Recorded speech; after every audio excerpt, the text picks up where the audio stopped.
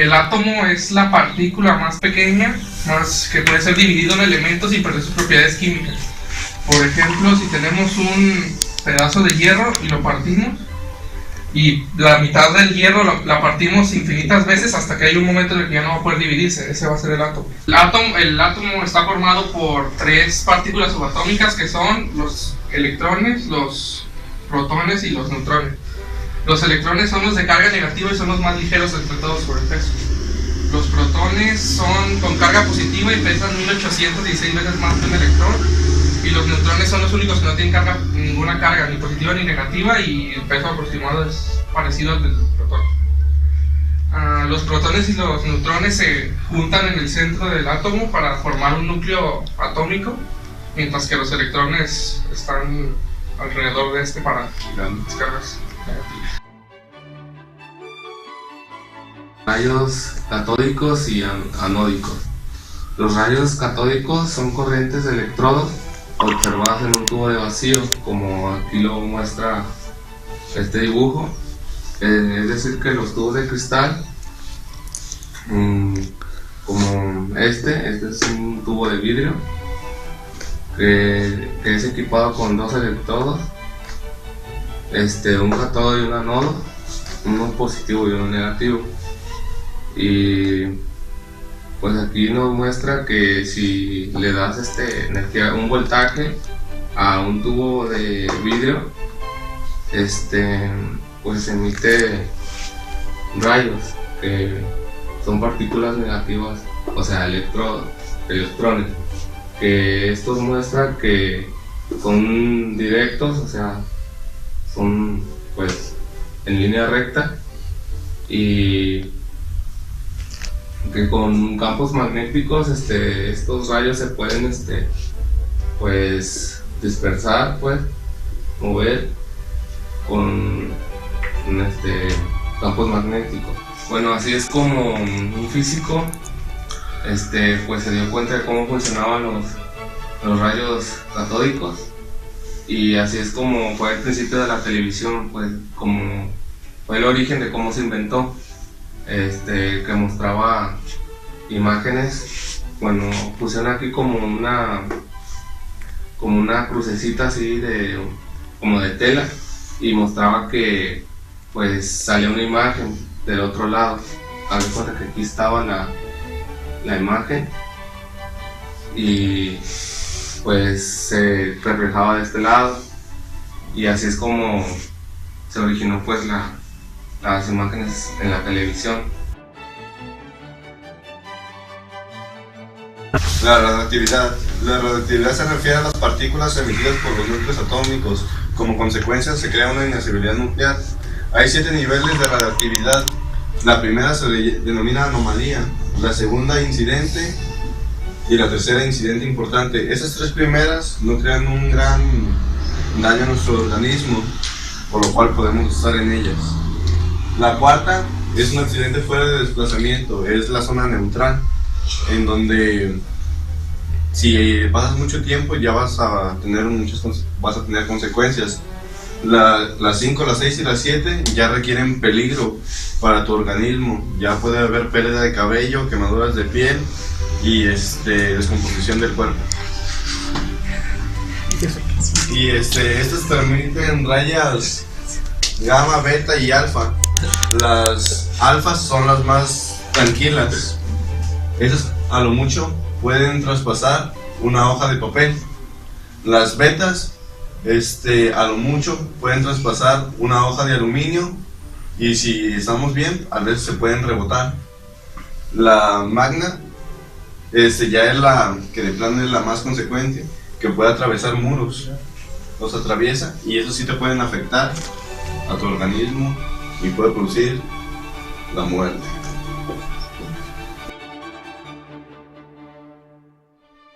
Con la base experimental de la teoría cuántica.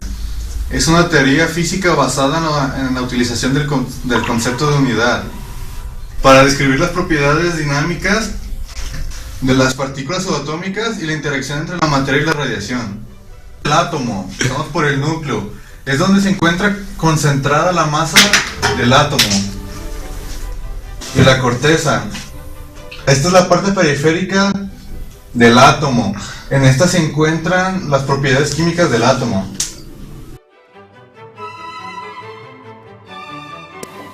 Para empezar vamos a hablar de la teoría de la luz.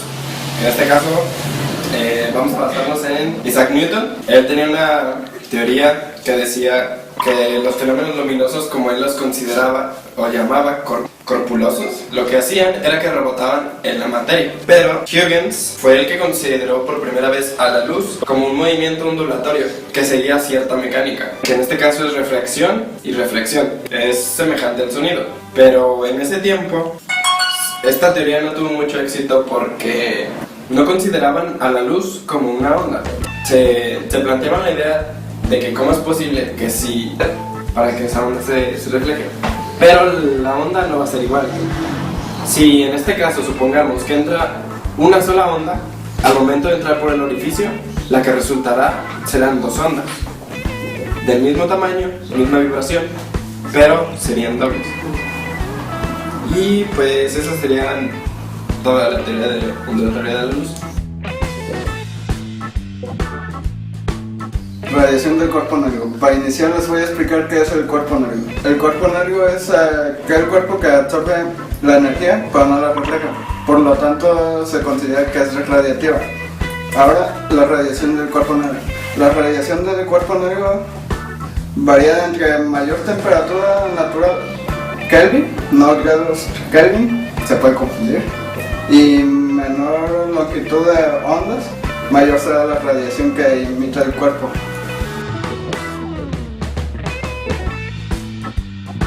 El efecto fotoeléctrico es el proceso mediante el cual se desprenden electrones de un material metálico conductor de energía a través del reflejo de la luz que se impacta en ella. Para que se pueda realizar este proceso es necesario que el elemento donde se va a reflejar sea un conductor de electricidad, ya que si este no es conductor de electricidad no se va a poder hacer el desprendimiento de electrones. Cuando hay más intensidad de luz reflejada en el elemento, en el conductor de energía, se desprenden más electrones y son expulsados a la misma velocidad. Pero cuando la energía de la onda es más pequeña, los nanómetros, se desprenden más a mayor rapidez. A mayor intensidad de la luz reflejada, se desprenden electrones a mayor velocidad. Y cuando las ondas de la luz en nanómetros es más corta, se desprenden mayor cantidad de electrones.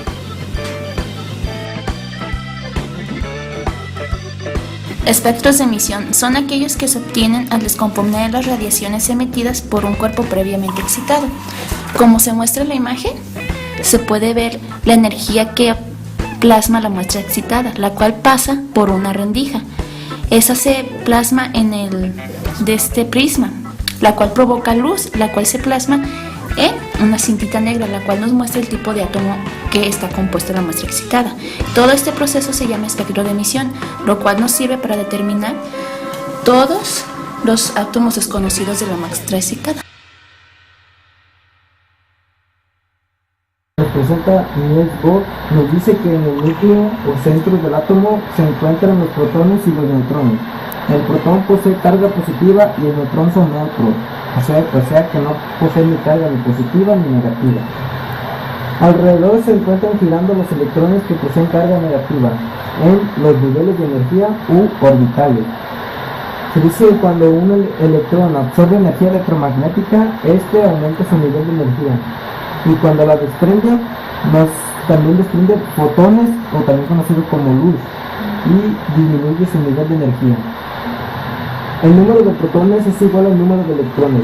Esto nos dice que los protones contenidos en el núcleo deberán ser la misma cantidad que los electrones que se encuentran girando alrededor de ellos. Lo que nos presenta Niels Bohr se dice que es obsoleto, pero aún se sigue enseñando este modelo atómico para la física cuántica.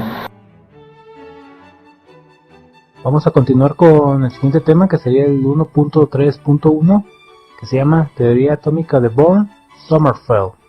Bien, Arnold Sommerfeld fue un físico que nació en Alemania en el año de 1868 y dejó este mundo en el año de 1951. Sommerfeld decía que el modelo atómico de Bohr funcionaba muy bien para el átomo de hidrógeno. Sin embargo, en los aspectos realizados para átomos de otros elementos, se observaba que electrones de un mismo nivel energético tenían distinta energía. La conclusión a la que Sommerfeld llegó fue que dentro de un mismo nivel energético existían subniveles, es decir, energías ligeramente diferentes. Además, desde el punto de vista teórico de Sommerfeld, había encontrado que en ciertos átomos las velocidades de los electrones alcanzaban fracciones apreciables a la velocidad de la luz. Sommerfeld estudió la cuestión para electrones relativistas. 3 años después de que Bohr haya sacado su modelo atómico, en 1916 Sommerfeld perfeccionó el modelo atómico de Bohr, intentando paliar, es decir, disminuir los errores que este tenía. Y tenía principalmente dos principales defectos: órbitas casi elípticas para los electrones y velocidades relativas. En el modelo de Bohr, los electrones solo giraban en órbitas circulares. La excentricidad de la órbita dio lugar a un nuevo número cuántico, el número cuántico azimutal, que determina la forma de los orbitales. Se lo representa con la letra L y toma valores que van desde 0 hasta n-1. Las órbitas son L igual a 0, se denominará posteriormente orbitales S o sharp. L igual a 1 se denominará P o principal. L igual a 2 se denominará D o diffuse. L igual a 3 se determinarán F o fundamental. Sommerfeld postuló que el núcleo del átomo no permanece inmóvil, sino que tanto el núcleo como el electrón se mueven alrededor del centro de masas del sistema, que estará situado muy próximo al núcleo al tener este una masa varios miles de veces superior a la masa del electrón. En 1916, Arnold Sommerfeld, con la ayuda de la teoría de la relatividad de Albert Einstein, hizo las siguientes modificaciones al modelo de Bohr.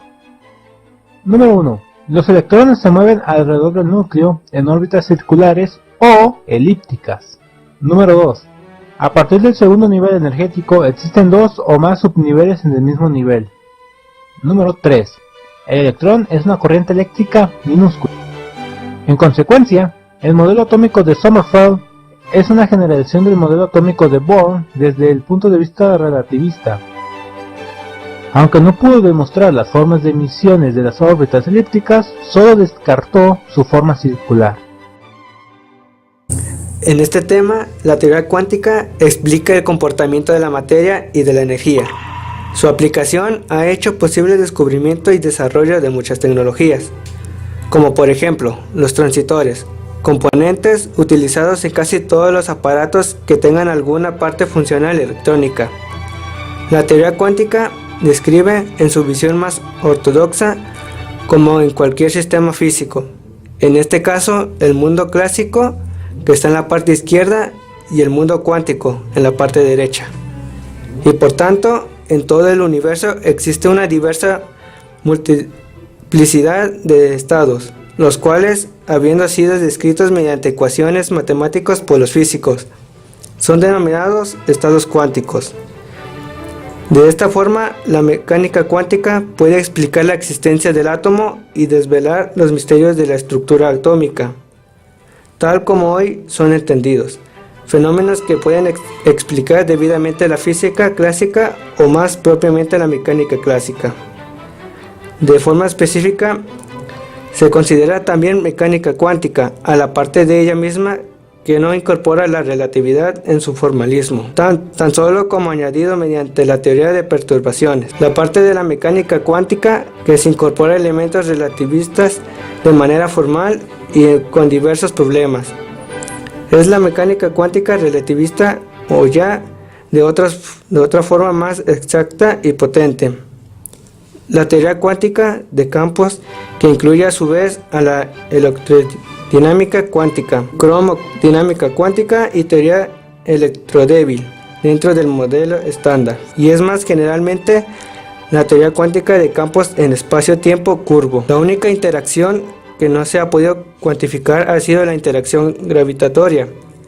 La teoría o mecánica cuántica es el fundamento de los estudios del átomo, su núcleo y sus partículas elementales, siendo necesario el enfoque relativista.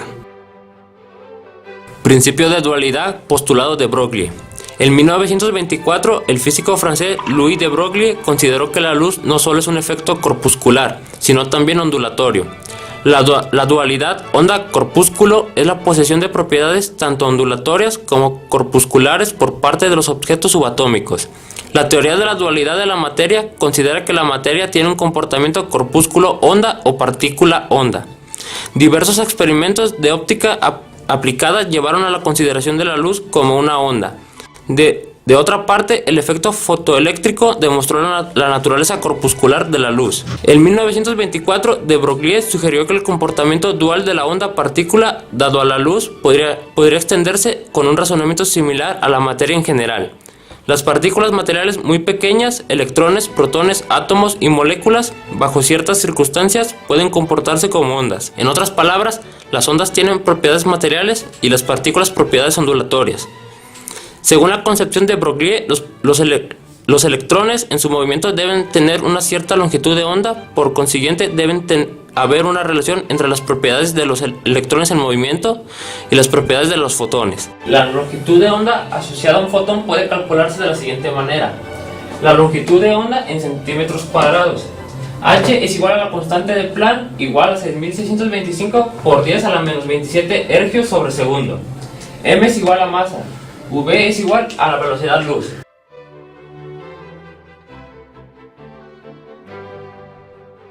El principio de incertidumbre nos dice que el simple hecho de observar un objeto cambia su estado. Una afirmación bastante extraña, puesto que si vemos un marcador, este no cambia su estado. Heisenberg nos afirma que podemos obtener la posición de una partícula o su velocidad, pero no ambas simultáneamente. En comparación, podemos hacer una observación, por ejemplo, con el sistema de armamento. Para poder derribar un misil, nuestra defensa tiene que saber su posición, su velocidad. El principio de incertidumbre de Heisenberg nos afirma que el simple hecho de observar afecta la posición de la partícula. De la ecuación de Schrödinger vista en el tema anterior se obtiene una función de onda psi, que es la descripción matemática o la forma de la onda que describe una partícula. Schrödinger interpretó a esta función como la densidad de carga de una partícula, pero tiempo después se vio que esta interpretación no dio los resultados esperados. El físico y matemático alemán Max Born interpretó la función de onda como la manera de obtener la probabilidad de encontrar a una partícula en un punto del espacio. Para esto, él dijo que debemos tomar la función de onda y tomar su valor absoluto y elevarlo al cuadrado para obtener la probabilidad. El físico Schrödinger desarrolló una ecuación la cual nos permite saber la posición de un electrón en torno a su núcleo, todo esto en función de su onda. No podemos conocer su velocidad y posición al mismo tiempo, sin embargo, es posible conocer la probabilidad de su posición en un tiempo dado. La mecánica cuántica es esencialmente probabilística y utiliza un aparato matemático más complicado que la mecánica clásica. Actualmente el modelo atómico que se admite es el modelo propuesto por la mecánica cuántica. El modelo de Schrödinger permite que el electrón ocupe un espacio tridimensional, por lo tanto requiere 3 números cuánticos para su representación. El modelo de Bohr es un modelo unidimensional que utiliza solo un número cuántico para describir la distribución de electrones en el átomo. Los números cuánticos que se utilizan en química son estos 4, que son n, que es el principal, la L, que es el secundario, el M magnético y S de spin. Bueno, a nosotros nos tocó la distribución electrónica en los sistemas polielectrónicos, en los cuales vamos a ver el principio de Aufbau, el principio de exclusión de Pauli y el principio de Hund, que estos 3 principios están como enlazados para saber la distribución electrónica de un elemento. El principio de Aufbau nos dice que los electrones se incorporan al núcleo de un átomo de uno en uno, al igual que los protones. Esto nos permitirá conocer la configuración electrónica exacta de un elemento, en base a su número atómico. Para realizar esto, o sea, para obtener la configuración electrónica de un elemento, Primeramente escribiremos los niveles y subniveles que ya conocemos, el cual es S, P, E y F, de la siguiente forma. Después de haber escrito los niveles y subniveles de la siguiente manera, los organizaremos siguiendo un patrón llamado serrucho, que va de la siguiente manera.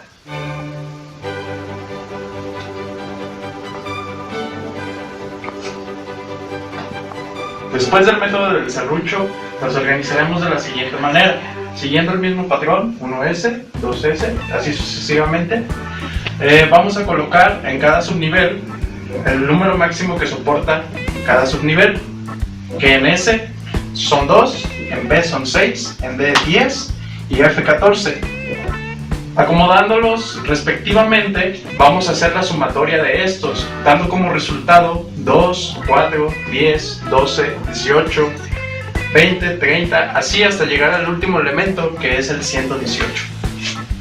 Como ejemplo, obtendremos la configuración electrónica del cloro, el cual su número atómico es 17. Para esto nos iremos a las sumatorias que ya anteriormente habíamos realizado. Como el número atómico es 17, iremos a la sumatoria que más se aproxima a este número. En este caso es 3p6, que su sumatoria es igual a 18. Sin embargo, como queremos obtener 17, simplemente restaremos un electrón a p. Como resultado obtendríamos 3p5.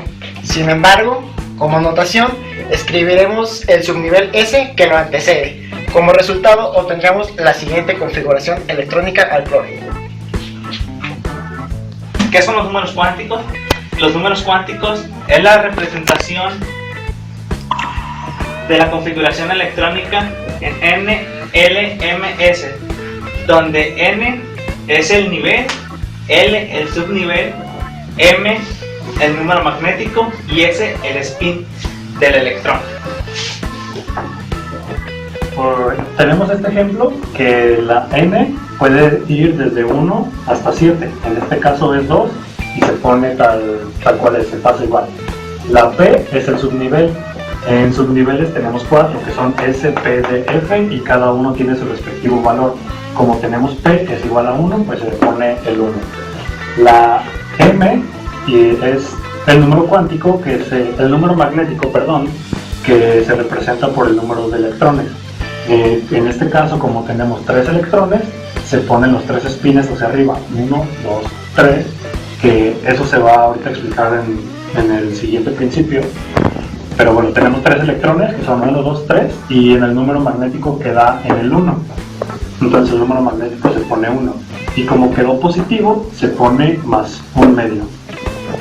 En caso de que aquí tuviéramos un 4, en vez de 3, el número de electrones sería 4, entonces se pone 1, 2, 3 y el cuarto ya sería negativo, por lo cual cambia el número magnético, que sería a menos 1, y como el spin ya queda hacia abajo es negativo, entonces se pone menos un medio. Y esto demuestra que un electrón no puede, en su número magnético no puede ser igual a otro electrón de ese mismo elemento. En el principio de Hund nos dice que para la última órbita de un electrón los electrones deben ser representados de esta forma, dado que se debe de determinar que el átomo debe tener su mínima forma de energía y debe expresarse de esta forma. El principio de Hund complementa al de Pauli diciéndonos que los electrones deben distribuirse primero todos los positivos y al final los negativos. De esta forma podemos darnos una idea de que a través de estos 3 principios podemos obtener la configuración electrónica de un átomo.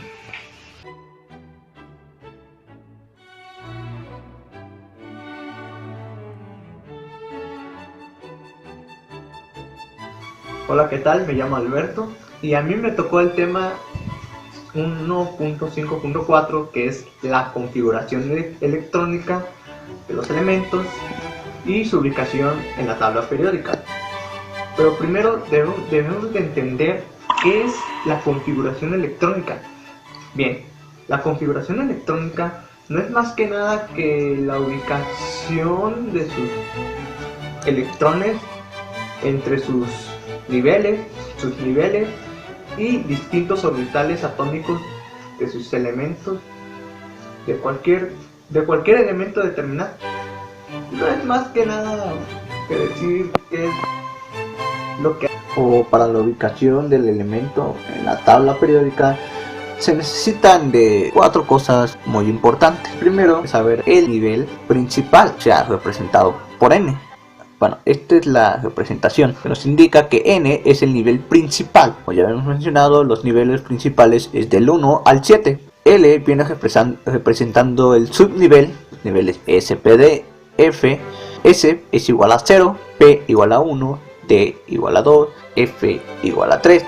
M, como aquí podemos ver como tipo exponente, es el número magnético que tiene el electrón, ya sea 0, 1, 2, 3, como aquí lo mencionamos, o menos 1, menos 2, menos 3. S viene siendo el spin del electrón, que en vez de poner flechas que es hacia arriba y flechas hacia abajo, pondremos la carga positiva pero a 1 medio, igual que acá, menos 1 medio. Bien, por ejemplo, 2S2. Eso quiere decir que este elemento se va a ubicar en el nivel 2, en las S2. Bien, este es una tipo de demostración de qué es lo que hay que entender para poder ubicarlo. Bien, esto es más o menos la representación de M en forma gráfica. Tendremos los subniveles que es S, P, D y F. A los lados, como aquí tenemos P2, pondremos P1, P3.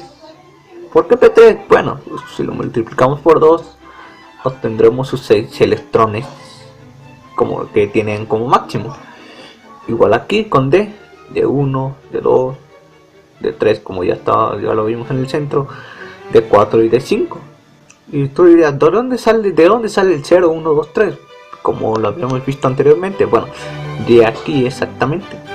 La primera columna es equivalente a 0. Izquierda a derecha es positivo, o sea, de derecha a izquierda es negativo. Bien, su ubicación en la tabla periódica, como lo habíamos mencionado antes, es radioactividad. La radioactividad es la desintegración espontánea de núcleos atómicos mediante la emisión de partículas subatómicas llamadas partículas alfa y partículas beta, y de radiaciones electromagnéticas denominadas rayos X y rayos gamma. El fenómeno fue descubierto en 1896 por el físico francés Antoine Henri Becquerel, al observar que las sales de uranio podían ennegrecer una placa fotográfica aunque estuvieran separadas de la misma por una lámina de vidrio o un papel negro. También comprobó que los rayos que producían el oscurecimiento podían descargar un electroscopio, lo que indica que poseían una carga eléctrica. Después, en 1898, los químicos franceses Marie y Pierre Curie dedujeron que la radioactividad es un fenómeno asociado a los átomos e independiente de su estado físico o químico. También llegaron a la conclusión de que la plaveda, un mineral de uranio, tenía que contener otros elementos radiactivos, ya que presentaba una reactividad más intensa que las sales de uranio empleadas en Becquerel. El matrimonio Curie llevó a cabo una serie de tratamientos químicos de la plavenda que condujeron al descubrimiento de 2 elementos radioactivos, el polonio y el radio. En 1899 el químico francés André-Louis Debierne descubrió otro elemento radioactivo, el actinio, y ese mismo año los británicos Ernest Rutherford y Frederick Soddy descubrieron el gas radioactivo radón, observando en asociación con el torio, el actinio y el radio. Y así fue como descubrieron que la radioactividad era una fuente de energía más potente que ninguna de las conocidas.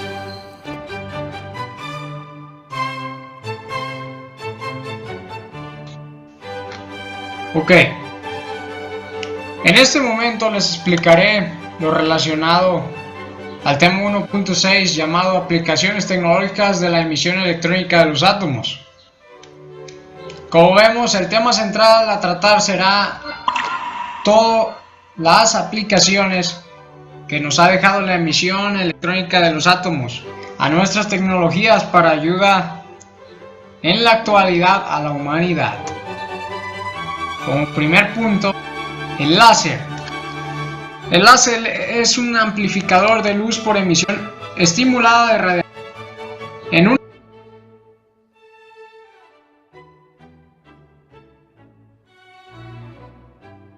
de átomos hasta que el nivel elevado de energía hace que liberen dicha energía, con lo que producen luz coherente en la que todas las ondas están actuando. Por eso es que se ve uniforme, concreto la luz y no se parcializa. Otro punto son los fotomultiplicadores, que son un tipo de detector óptico de vacío que aprovecha el efecto de emisión secundaria de electrones para responder a niveles muy bajos de luz. También los detectores de incendios es otro punto, como es el trazado isotópico en biología y medicina que dejó esto. ¿Por qué? ¿En qué consiste? Difiere en masa atómica. Ejemplo, el cobalto 60 nos sirve para la radioterapia, el iodo 131 para el cáncer de tiroides, el talio 201 para angiografías, tumores óseos, enfermedades cardiovasculares, etc. Punto muy importante, las radiaciones y la radioterapia. Las radiaciones ionizantes pueden distribuir preferentemente las células tumorales y terapia eficaz contra el cáncer. Todo eso nos puede ayudar, las radiaciones y la radioterapia. En la esterilización de productos también ha sido de gran importancia, ya que la irradiación es un medio privilegiado para destruir en frío los microorganismos que pueden ser hongos, bacterias, virus, especialmente para esterilizar material quirúrgico. La elaboración de materiales también en esta industria muy grande ha sido de gran aporte también.